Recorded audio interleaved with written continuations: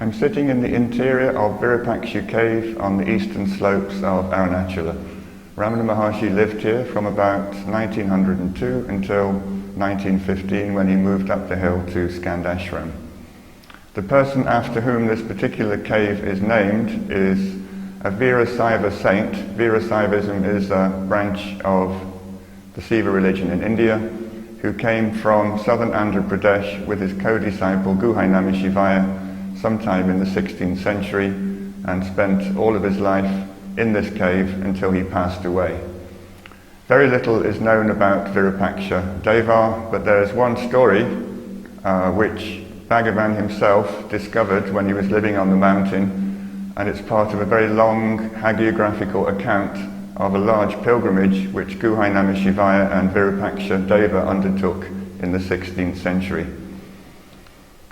Varupaksha Deva and Guhainami Shivaya had a guru called Sivanyana Desikar, and they were both serving him in a place called Sri Sailam, which is in southern Andhra Pradesh.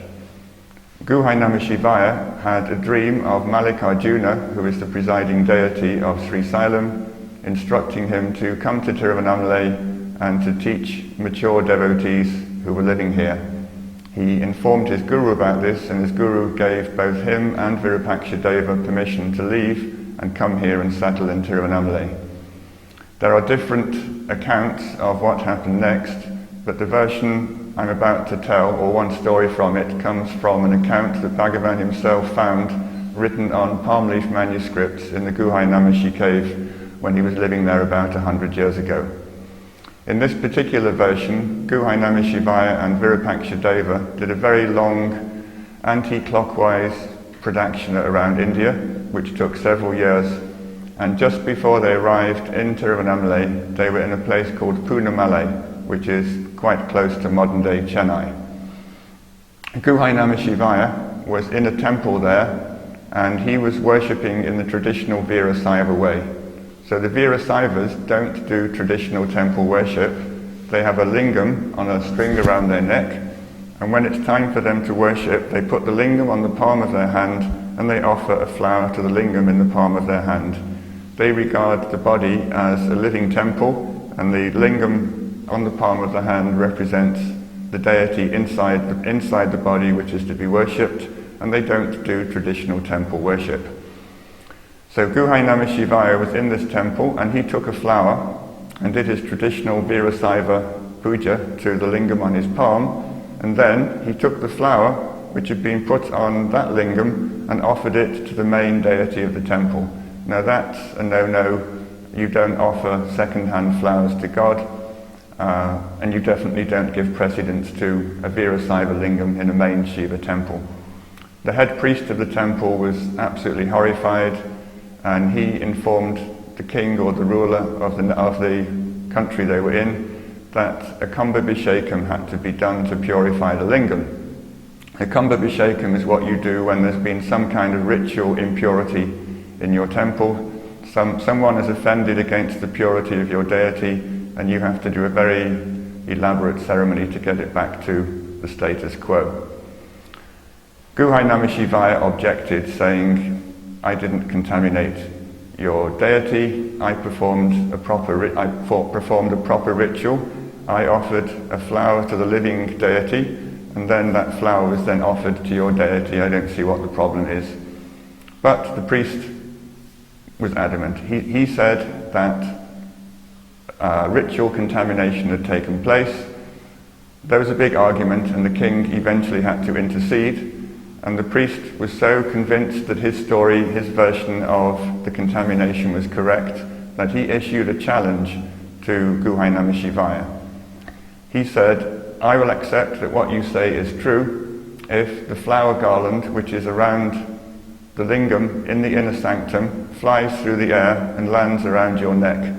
He said, that will be a sign from God that He's on your side in this particular dispute, and that what you've said is philosophically, theologically correct. And the priest was so sure this wasn't going to happen, he said, I'll have a bet with you at the same time. The loser of the bet has to hand over 12,000 gold coins and 12 severed heads from his followers. So this was a very serious bet. Guhai Namah Shivaya, he must have thought, well, I can win this bet, God's on my side. So Guhai Namah Shivaya agreed to the bet. Now the priest, he wasn't quite sure. When he had 12 heads and 12,000 gold coins on the line for this bet, so he decided to cheat. So he put one of the little Brahmin boys from the temple secretly behind the lingam in the main shrine, and tied a rope to the garland and a stick on the end of the rope. So this boy was anchoring the garland to the top of the lingam out of sight.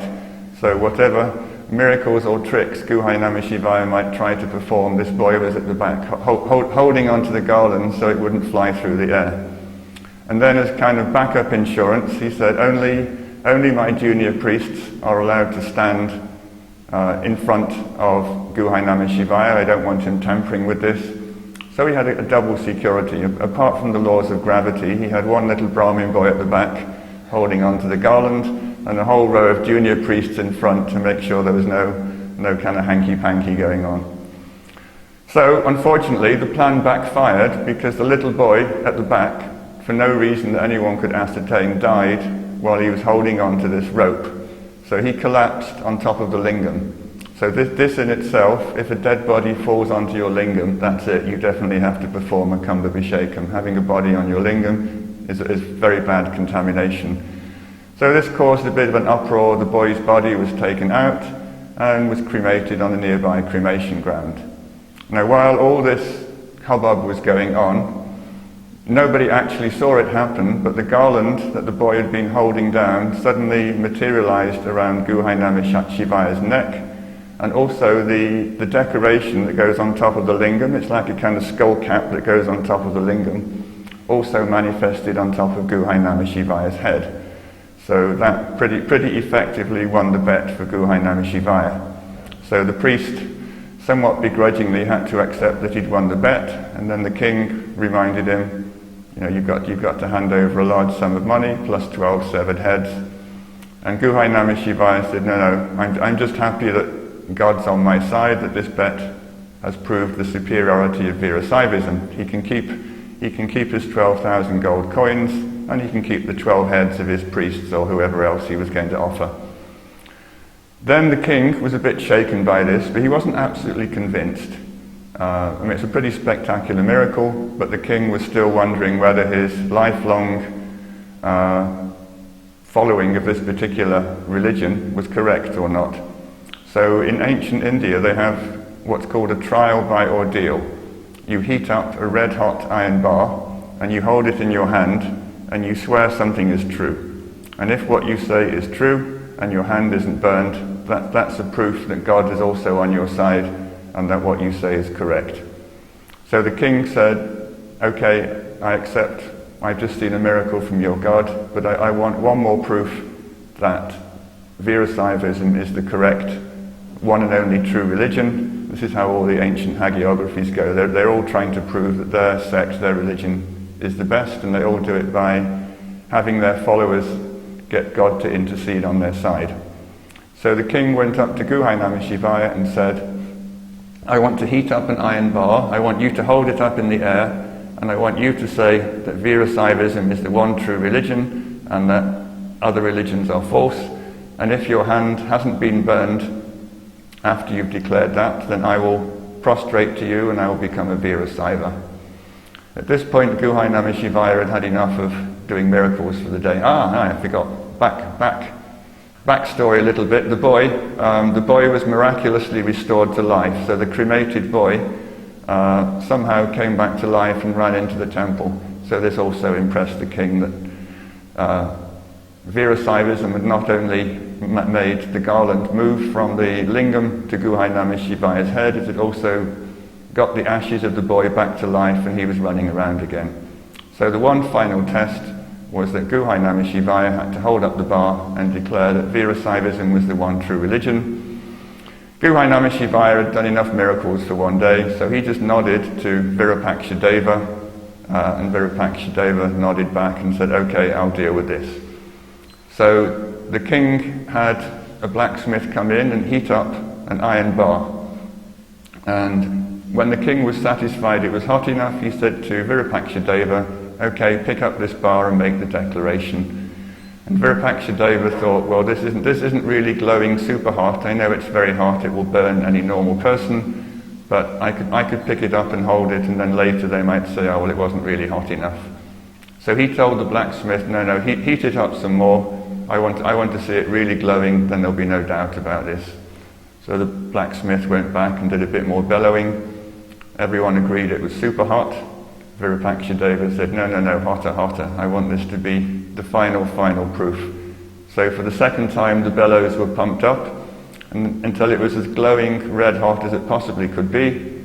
And then Varupaksha Deva picked up the iron bar and said, I declare Virasaivism to be the one true religion, put it down, showed his palm, and there were no burns on his palm. And then, as an unscripted encore, he picked up the bar and swallowed it, and with no ill effects, at which point the king and everybody else thought, okay, this is the religion for us, and they all converted to Virasaivism.